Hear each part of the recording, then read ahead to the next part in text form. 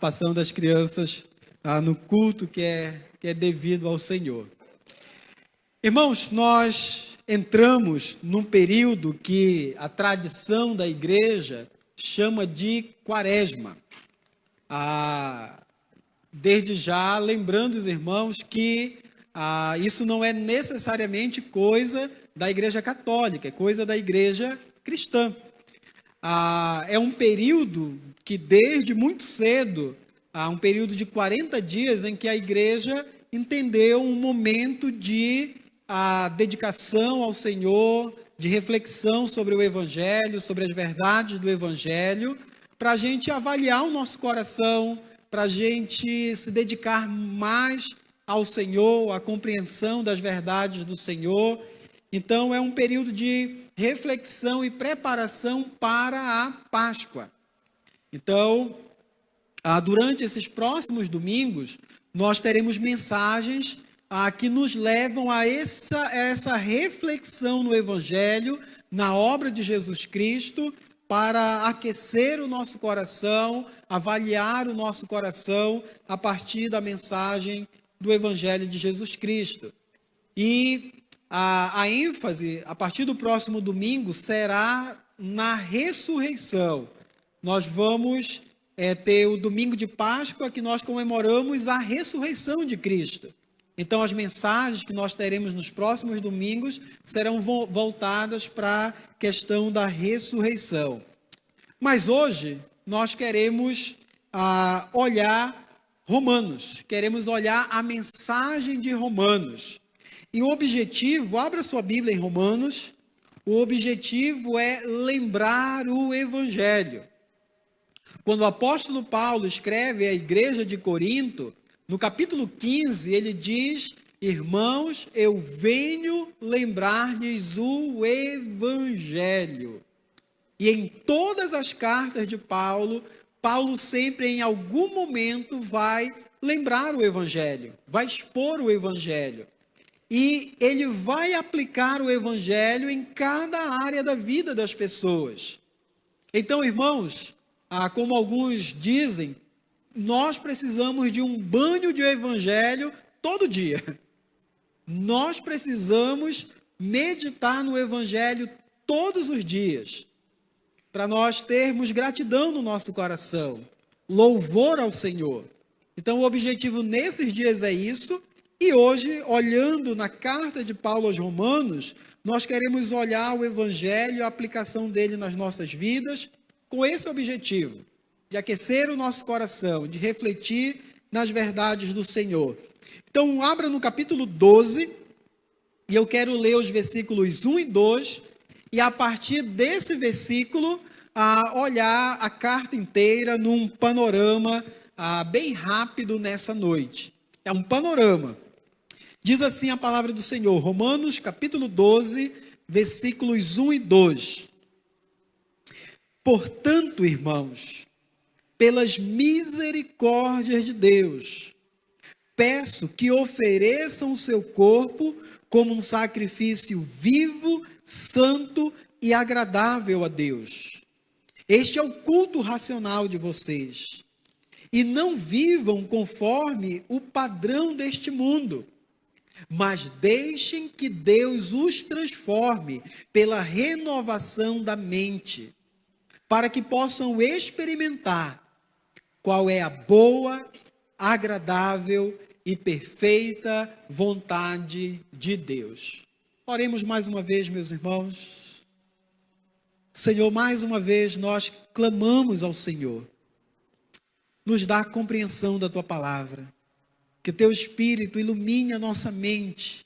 Abra os olhos do nosso coração para a compreensão das verdades do Senhor, da beleza da obra do Senhor Jesus Cristo, as verdades do Evangelho, que elas possam penetrar com poder no nosso coração e nos levar à adoração ao Senhor, à dedicação ao Senhor, a uma vida que agrada ao Senhor. É no nome de Jesus Cristo que oramos. Amém. Irmãos, esse versículo é considerado a dobradiça do livro. Como em muitas das suas cartas, Paulo começa a primeira parte da carta expondo o evangelho, e numa segunda parte da carta ele começa a aplicar o evangelho às questões práticas da nossa vida. Basicamente dizendo, é assim que Deus salva uma pessoa. E depois, é assim que uma pessoa salva vive. É basicamente isso que Paulo faz nas suas cartas. E aqui na carta aos Romanos, no capítulo 12, versículos 1 e 2, é o versículo de transição. É o versículo que está entre a exposição do Evangelho e a aplicação do Evangelho nas nossas vidas. Então, Paulo vai iniciar essa sessão fazendo um chamado, uma convocação para a adoração, a dedicação ao Senhor. E, irmãos, nós vamos entender nessa noite, essa é a nossa proposição, é que o Evangelho nos impulsiona a adorar, e a adoração transforma as nossas vidas. É isso que nós vamos aprender nesse texto hoje, olhando o panorama da carta de Paulo aos Romanos. Então, Paulo começa dizendo assim: portanto, irmãos, pelas misericórdias de Deus, peçam que ofereçam o seu corpo por sacrifício vivo, santo e agradável a Deus. Paulo convoca os irmãos a olharem para o Evangelho, olharem as misericórdias do Senhor, meditar no que o Senhor Jesus fez e agora oferecer a sua vida como uma oferta ao Senhor. Isso tem a ver com adoração. No Antigo Testamento, a adoração tinha a ver com isso, com ofertar a Deus, entregar uma oferta ao Senhor. E aqui ele está nos chamando para ofertar a nossa própria vida, nos entregar a Ele em adoração. E esse tema foi o tema que Paulo abriu a carta aos Romanos. O tema da adoração. Irmãos, nós fomos criados para adorar a Deus. Nós acabamos de cantar isso no cântico em espírito e em verdade. E essa é a verdade bíblica. Deus nos criou para adorá-lo. E o grande problema do homem é que ele errou o alvo da sua adoração. Todo homem adora, porque o homem foi criado para adorar. Agora a questão é quem ele está adorando. Paulo começa a sua carta indicando esse problema para os romanos aqui. No capítulo 1, versículo 21, eu vou pensar alguns versículos aqui. Ele diz assim: porque, tendo conhecimento de Deus, não o glorificaram como Deus, nem lhe deram graças. Versículo 23 diz assim: e trocaram a glória do Deus incorruptível por imagens semelhantes ao ser humano corruptível, às aves, aos quadrúpedes e aos répteis. Versículo 25 diz assim: eles trocaram a verdade de Deus pela mentira, adorando e servindo a criatura no lugar do Criador, o qual é bendito para sempre. Amém. Então, Paulo começa a sua exposição do Evangelho, falando aqui aos romanos, mostrando um problema na adoração. O homem está adorando quem não merece adoração. O homem errou o alvo da sua adoração. Ao invés de adorar o Criador, ele está adorando a criatura. Ele errou completamente, ele inverteu todas as coisas. E agora, depois dessa exposição que Paulo vai fazendo, mostrando o Evangelho, ele vai convidar a igreja, convocar, rogar, pedir: olhem para as misericórdias de Deus e agora ofereçam o seu corpo como um sacrifício vivo, santo e agradável a Deus. Então vamos falar sobre adoração. Como devemos adorar o Senhor? E para isso, Paulo vai expor o Evangelho. O Evangelho que transforma o coração. O evangelho que traz vida e que leva o homem a adorar de fato o Criador. Vamos à exposição do texto. Quando ele diz, portanto, ele está dizendo, olha, por causa de tudo aquilo que eu falei, por causa daquilo que eu já mostrei para vocês, já demonstrei para vocês, agora ofereçam-se ao Senhor. Ele diz, portanto, irmãos, e o apelo aqui dele é, pelas misericórdias de Deus, por causa das misericórdias de Deus, agora se ofereçam ao Senhor em adoração. Vamos olhar as misericórdias de Deus nessa noite. Vamos lembrar o que são essas misericórdias do Senhor. Foi o que Paulo já demonstrou no capítulo 1, versículo 18, até o capítulo 11, versículo 36. É a exposição das misericórdias do Senhor, do Evangelho de Jesus Cristo. Misericórdia significa que nós merecíamos o juízo de Deus, mas Deus teve pena de nós. Deus foi misericordioso e nos ofereceu graciosamente a salvação, a redenção. Capítulo 1, 2 e 3 dessa carta, Paulo começa mostrando que todos os homens estão na mesma condição. São pecadores diante do Senhor. Capítulo 1, basicamente, Paulo mostrou a condição dos pagãos. A condição daquele que não era judeu ali. A condição dos gentios. Estavam distantes do Senhor, adorando outros deuses. Era essa condição que eles estavam. São pecadores, estão distantes do Senhor. No capítulo 2, Paulo começa a expor a condição dos próprios judeus. Ele vai dizer, vocês receberam a revelação, vocês receberam a promessa, vocês receberam tantas bênçãos do Senhor, mas ainda não entenderam o Evangelho. E aí ele conclui, no capítulo 3, versículo 23, colocando todo mundo, demonstrando que todo mundo está na mesma condição. Capítulo 3, o final do versículo 22, o versículo 23 diz assim, porque não há distinção, pois todos pecaram e carecem da glória de Deus. Paulo vai concluir capítulo 1, 2 e 3 dizendo, somos todos farinha do mesmo saco. Somos todos pecadores. Judeus e gentios estão na mesma condição. Pecadores diante do Senhor. Caídos, separados, destituídos da glória de Deus. Lembrando a condição de todos os homens. Lembrando o que aconteceu lá no jardim. O homem lá no jardim se desconectou do Senhor. Decidiu ser senhor da sua própria história. Decidiu viver independente de Deus. Ele disse, eu não preciso de Deus, eu me garanto, eu vivo a minha vida do jeito que eu quiser. Não preciso de Deus.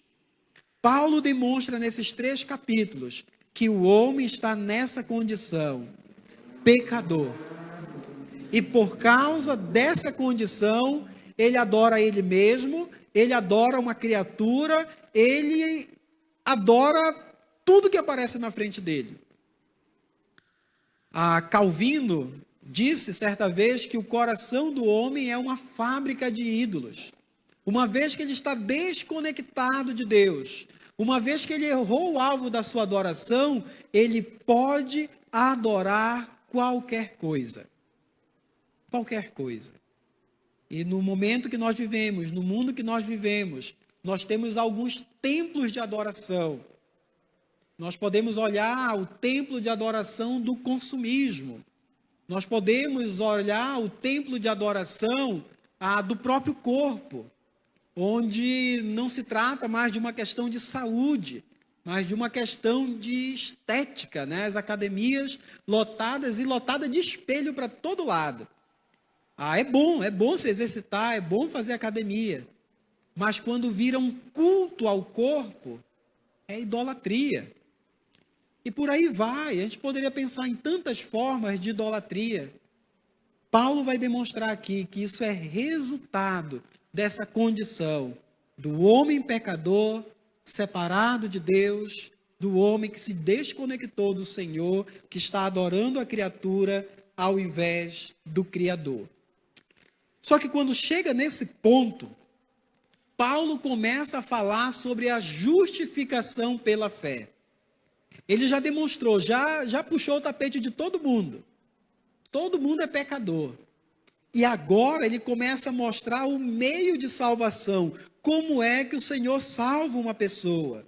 Versículo 24, ele diz assim: sendo justificados gratuitamente, por sua graça, mediante a redenção que há em Cristo Jesus, a quem Deus apresentou como propiciação no seu sangue, mediante a fé.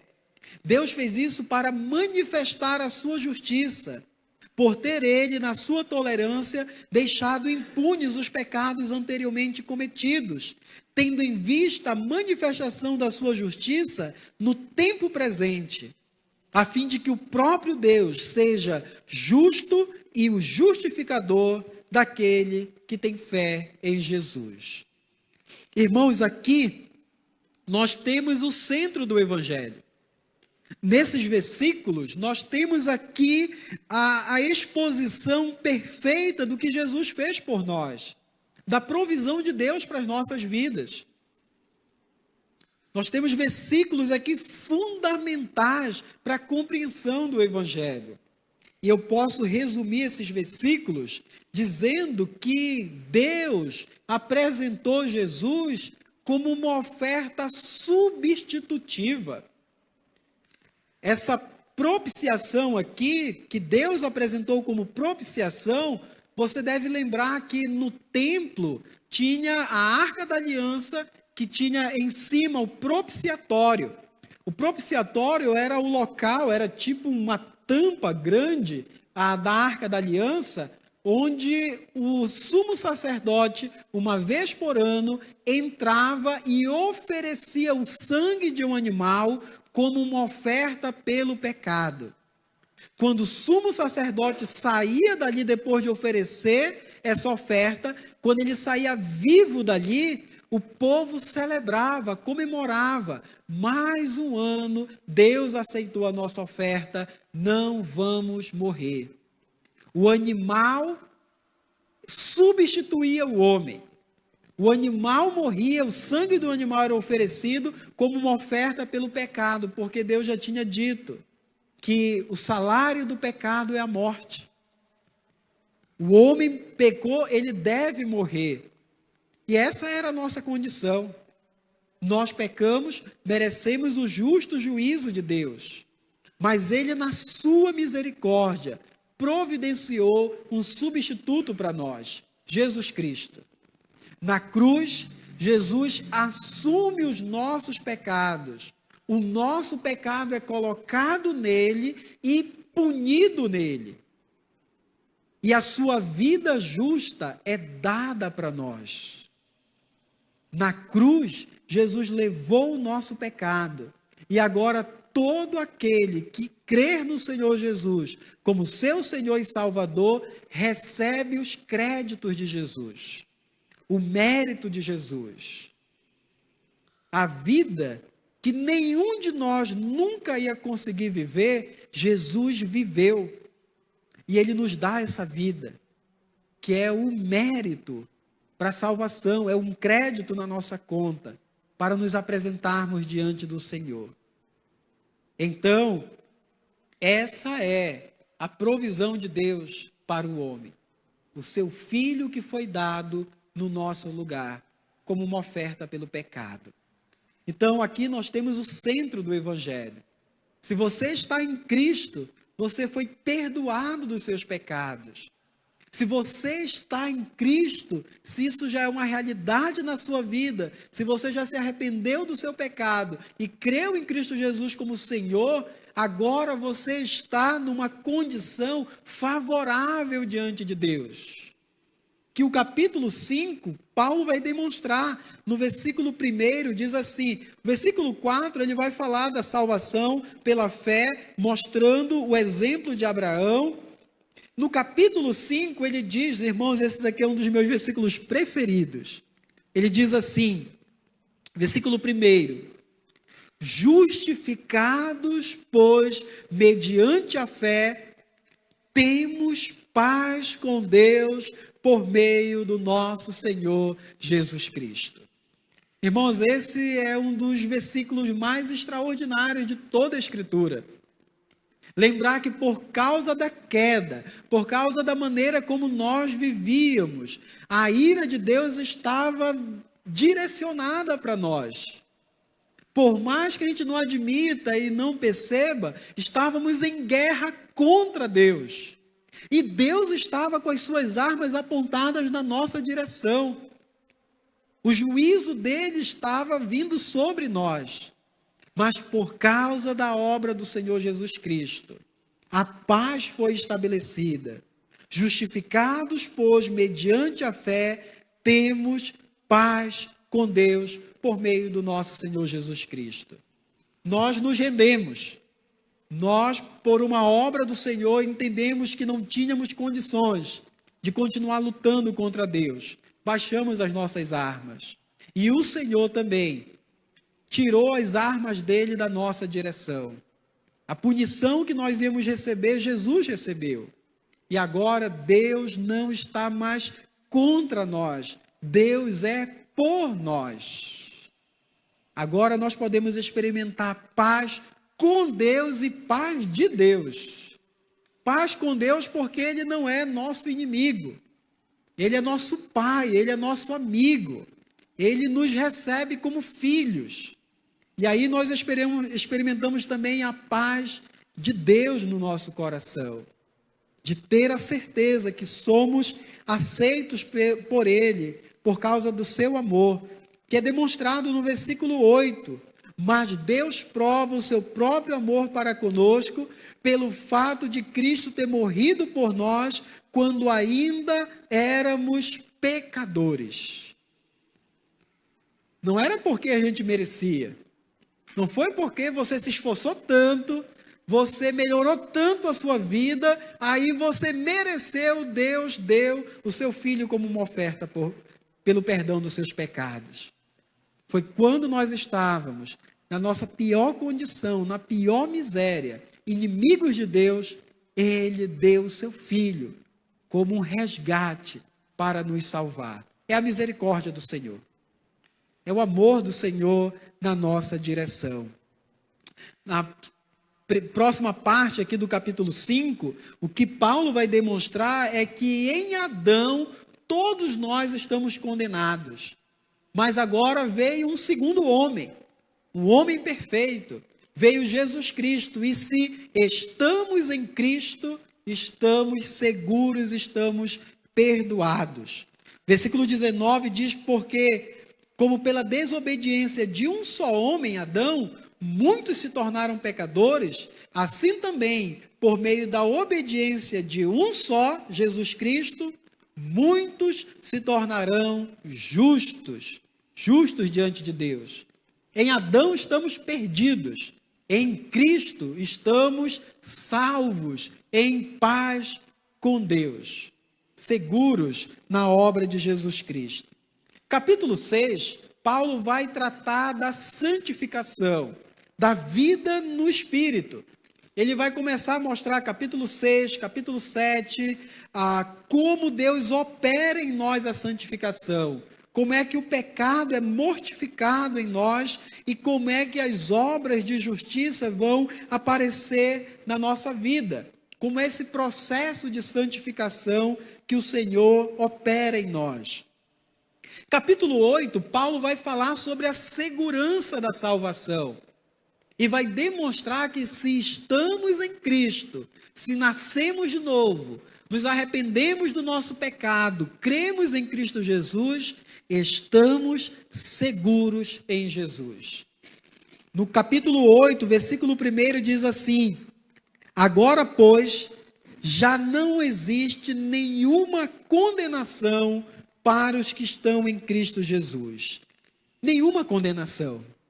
Se você está em Cristo, sua dívida foi paga. Não tem mais acusação.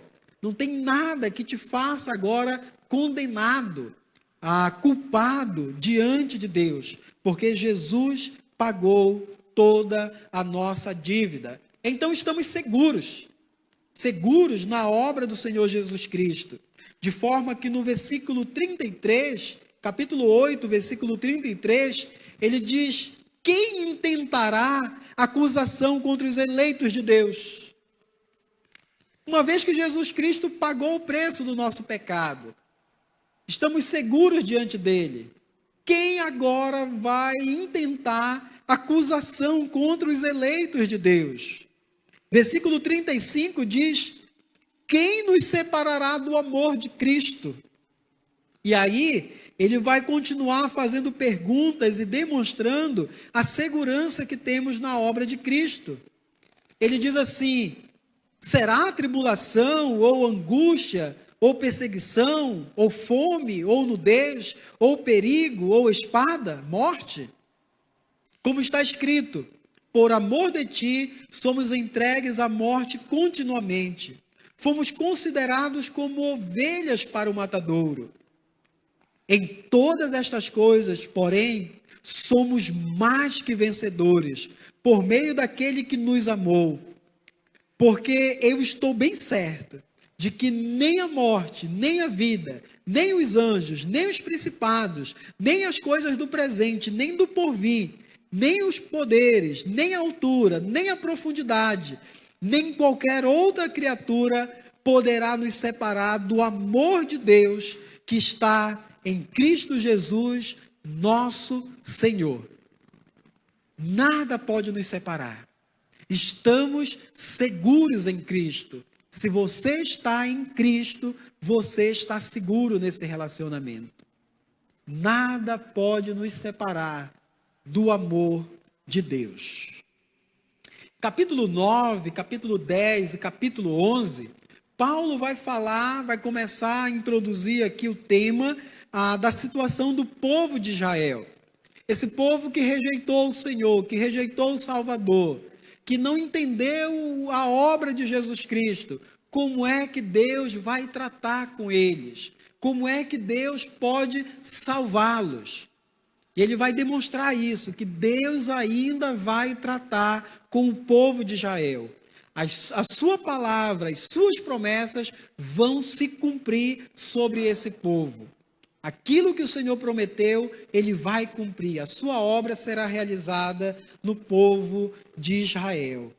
E depois, irmãos, de demonstrar tudo isso, depois de falar dessa obra, de como Deus salva uma pessoa, Paulo fica tão maravilhado em meditar na obra do Senhor Jesus Cristo, Paulo fica tão maravilhado com o Evangelho, que ele começa a cantar, começa a louvar o Senhor. E nesse cântico ele cita o Antigo Testamento, ele cita os Salmos, ele cita as verdades que estão presentes na palavra de Deus. E ele irrompe agora num louvor, numa adoração, que ele diz assim, versículo 33, capítulo 11, versículos 33 até o versículo 36. Ele diz: ó profundidade da riqueza, tanto da sabedoria como do conhecimento de Deus. Quão inexplicáveis são os seus juízos e quão insondáveis são os seus caminhos. Pois quem conheceu a mente do Senhor? Ou quem foi o seu conselheiro? Ou quem primeiro deu alguma coisa a Deus para que isso lhe seja restituído? Porque dele, por meio dele e para ele são todas as coisas. A ele seja a glória para sempre. Amém. Qual é o problema lá no primeiro capítulo? Falsa adoração. O homem está adorando a criatura ao invés do Criador. Paulo, depois de expor o Evangelho, depois de lembrar as misericórdias do Senhor, ele termina como? adorando o Senhor, se rendendo ao Senhor em adoração, num canto de júbilo, de adoração, de exaltação ao Senhor Deus Todo-Poderoso. Então, irmãos, como é que nós vamos adorar o Senhor? Como é que nós vamos nos entregar? Onde nós vamos encontrar o combustível necessário? A motivação correta para adorar o Senhor é meditando no Evangelho, na obra de Jesus Cristo. Quando nós olhamos para as misericórdias do Senhor, nós vamos nos render a Ele em adoração, numa entrega total ao Senhor. Por isso ele disse, portanto, por causa de tudo isso que eu falei, das misericórdias do Senhor, portanto, irmãos, pelas misericórdias de Deus, peço que ofereçam o seu corpo como um sacrifício vivo, santo e agradável a Deus. No Antigo Testamento, a oferta que era oferecida era um animal morto. Jesus se ofereceu como um sacrifício no nosso lugar. Não precisamos mais oferecer animais mortos como oferta pelo pecado. Jesus já cumpriu tudo. Jesus já realizou o sacrifício perfeito. Agora o convite do Evangelho é: ofereça a sua vida inteiramente ao Senhor.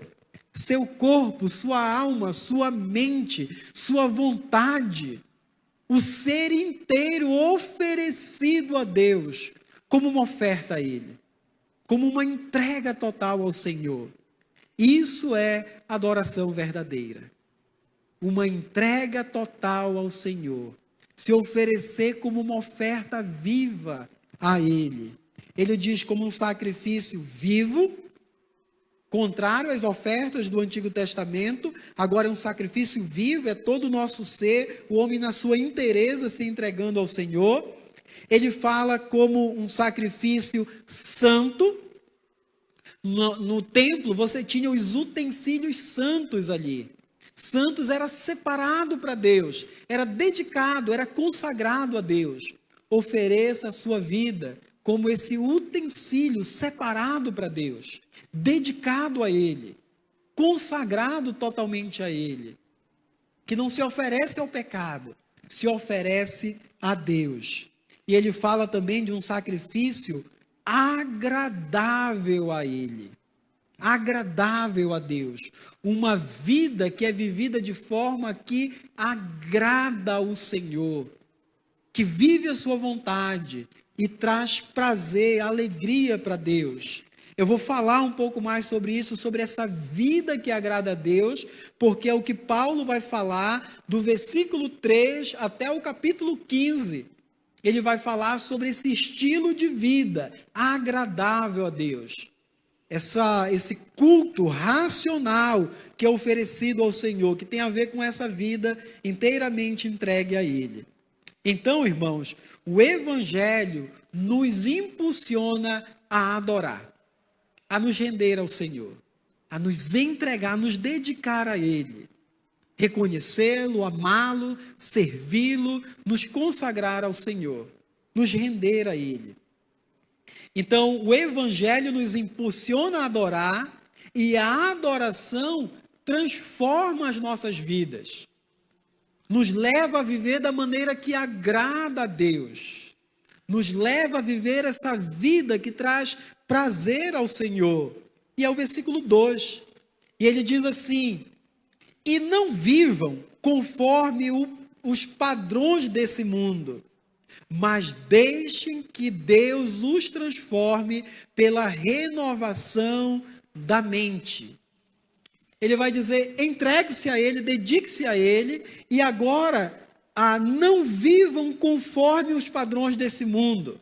A ideia aqui é: não deixe o mundo pressionar você e moldar você aos padrões dele, aos padrões desse mundo. Há uma nova maneira de viver. Há uma vida diferente para o cristão agora. Não vivam, não se molde, não se deixe moldar, não se conforme ao padrão desse mundo. a tendência do momento. Há uma maneira de viver o reino de Deus, os valores de Deus. É isso que ele está trazendo aqui. E quais são, irmãos, os padrões desse mundo? Vamos olhar, Paulo demonstrou isso lá no capítulo 1. E nós vamos ver que tem a ver com imoralidade sexual, egoísmo, relacionamentos quebrados e rejeição de Deus. Esse é o padrão do mundo. Capítulo 1.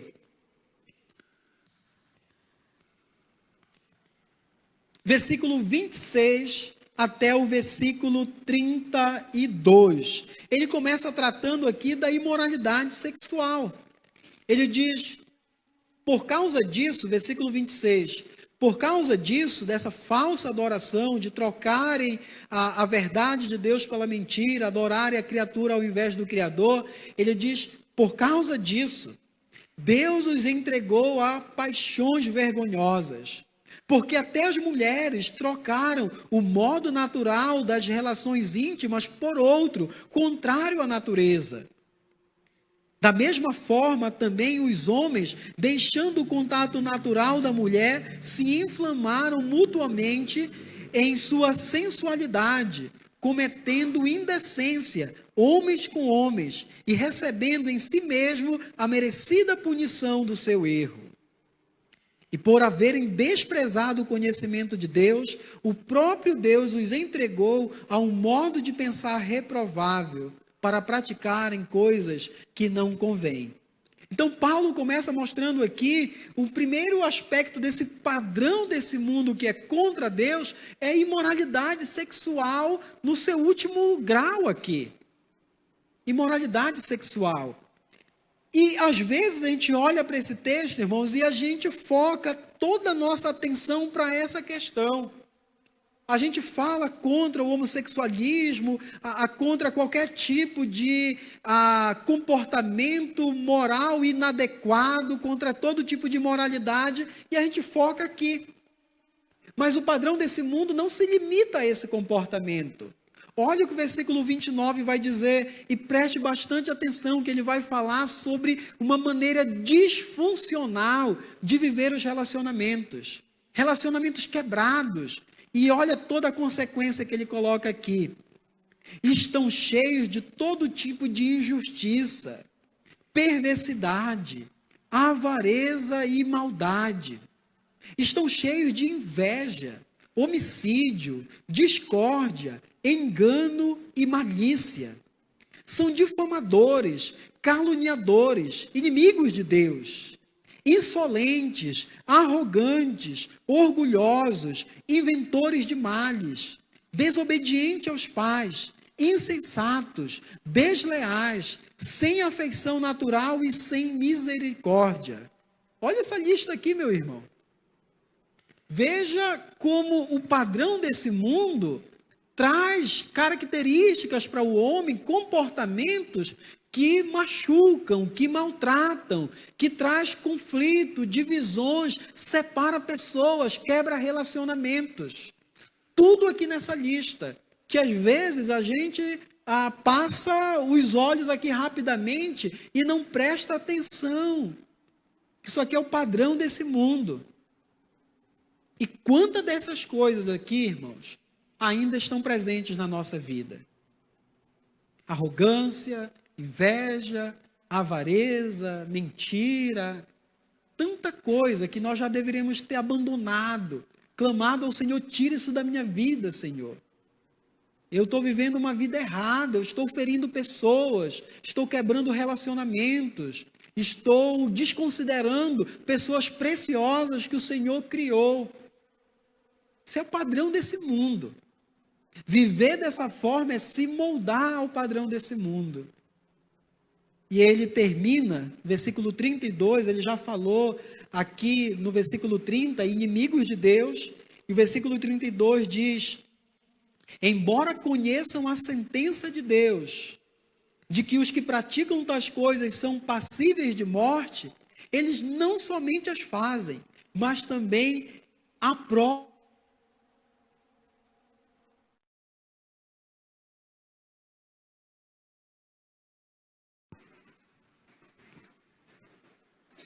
não somente as fazem, mas também aprovam os que a praticam. Irmãos, aqui, ele está falando dessa rejeição de Deus. Ele já falou isso no início do capítulo, daqueles que suprimem a verdade, aqueles que querem negar a realidade de Deus e da vontade de Deus. E o padrão desse mundo tem a ver com isso, com rejeitar o Criador, rejeitar Deus e a sua vontade. E olha o que nós acabamos de ver, o que estamos vendo nesse mundo e o que acabamos de ver manifestado num grau terrível durante o carnaval. Eu não vi, mas alguém me contou que teve um bloco que colocou, parece que um cartaz que era para as pessoas escolher entre Jesus e o inferno. E a multidão gritou: inferno, inferno, inferno. É o homem que rejeita Deus.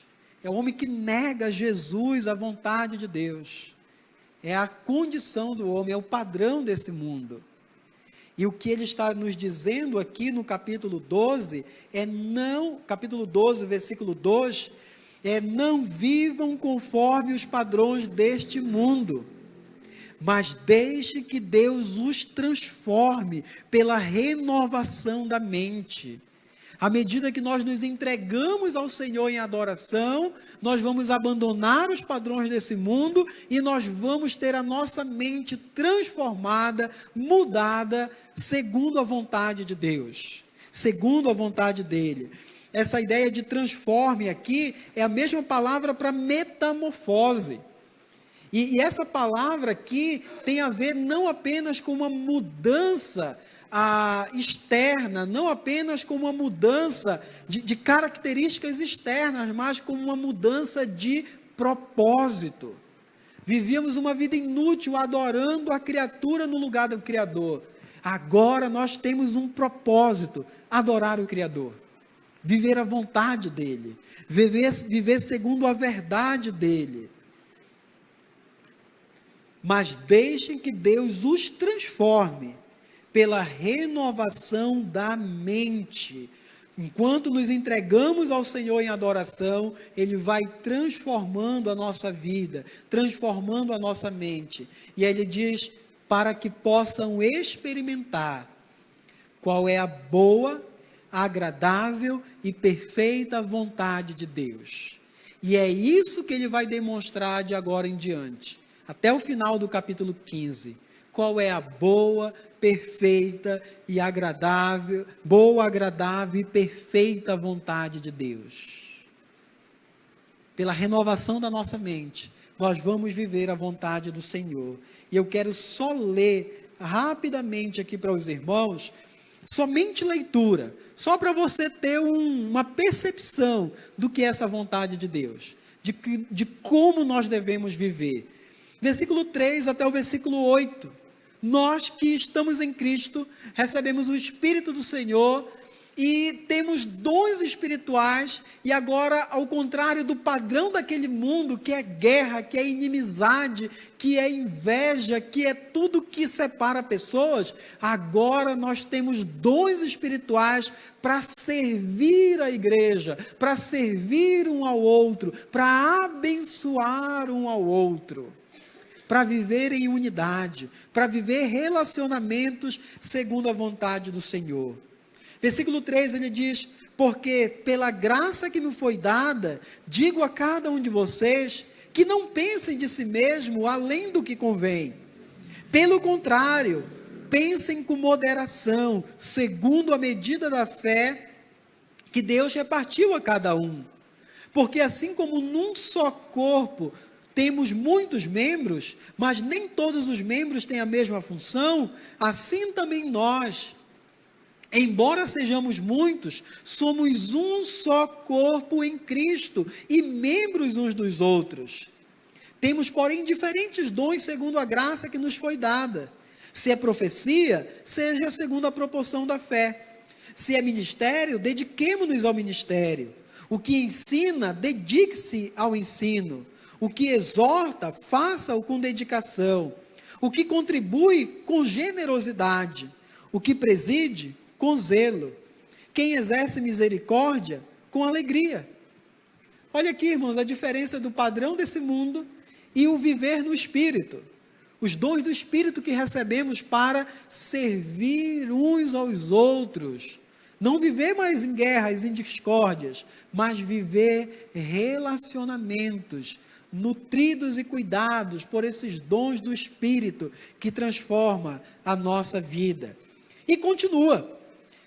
No versículo 9, ele fala sobre os relacionamentos, ele diz: o amor seja sem hipocrisia. Odeiem o mal e apeguem-se ao bem. Amem uns aos outros com amor fraternal. Quanto à honra, deem sempre preferência aos outros. Quanto ao zelo, não sejam preguiçosos. Sejam fervorosos de espírito servindo ao Senhor. Alegrem-se na esperança. Sejam pacientes na tribulação e perseverem na oração. Ajudem a suprir as necessidades dos santos. Pratiquem a hospitalidade. Abençoe aqueles que perseguem vocês. Abençoe e não amaldiçoe. Alegrem-se com os que se alegram e chorem com os que choram. Tenham o mesmo modo de pensar de uns para com os outros. Em vez de serem orgulhosos, sejam solidários com os humildes. Não sejam sábios aos próprios olhos. Não paguem a ninguém mal por mal. Procurem fazer o bem diante de todos. Se possível, no que depender de vocês, vivam em paz com todas as pessoas. Meus amados, não façam justiça com as próprias mãos, mas deem lugar à ira de Deus, pois está escrito: a mim me pertence a vingança, eu é que retribuirei, diz o Senhor. Façam o contrário. Se seu inimigo tiver fome, dá-lhe de comer. Se tiver sede, dá-lhe de beber. Porque fazendo isto, você amontoará brasas vivas sobre a cabeça dele. Não se deixe vencer pelo mal, mas vença o mal com o bem. Uma nova maneira de viver. Um novo padrão que deve fazer parte da nossa nova vida. Rejeitar o padrão do mundo. Não se deixe moldar pelo padrão desse mundo. Mas deixe que Deus os transforme pela renovação da mente. Deixa Deus transformar você. À medida que você o adora, à medida que você se entrega a Ele na adoração, e aí você vai experimentar essa nova vida, essa nova maneira de viver, esse novo padrão. Você vai experimentar qual é a boa, agradável e perfeita vontade de Deus. Amados, eu quero terminar com algumas aplicações aqui. Como eu falei no início, nós precisamos todos os dias de um banho de evangelho. O evangelho não é o bilhete de entrada no céu, irmãos. O evangelho não é o ticketzinho, né? Não, eu já aceitei Jesus, então está tudo certo, agora eu quero saber de escatologia. Quero saber o que vai acontecer daqui para frente, né? O que vai acontecer nos últimos dias. Não, irmãos, nós precisamos aprender o evangelho todos os dias. Nutrir o nosso coração com o evangelho todos os dias. Lembrar das misericórdias do Senhor todos os dias. E é dessa forma que nós seremos nutridos para adorarmos o Senhor. Vamos, nesses dias, aquecer o nosso coração com o evangelho de Jesus Cristo. Meditar na sua palavra, ir aos evangelhos, medite nos textos que falam da obra do Senhor Jesus Cristo. Leia Romanos todo, né? Eu li numa sentada. Leia Romanos todo. Estude essa carta para nutrir o seu coração com as verdades do evangelho de Jesus Cristo. Deixa Deus transformar a sua vida. Volta lá para o primeiro capítulo. Será que tem coisas aqui que ainda é o padrão da minha vida? Será que eu estou seguindo o padrão desse mundo? Olhe para o novo padrão de Cristo. E aí você diz: Senhor, me transforma. Eu quero abandonar o antigo padrão. E eu quero que o Senhor coloque em mim um novo padrão. Forme em mim esse novo padrão que o Senhor tem para mim. E aproveite esses dias para meditar, para colocar sua vida diante do Senhor, para agradecer pela obra dele na sua vida e adorá-lo de todo o coração.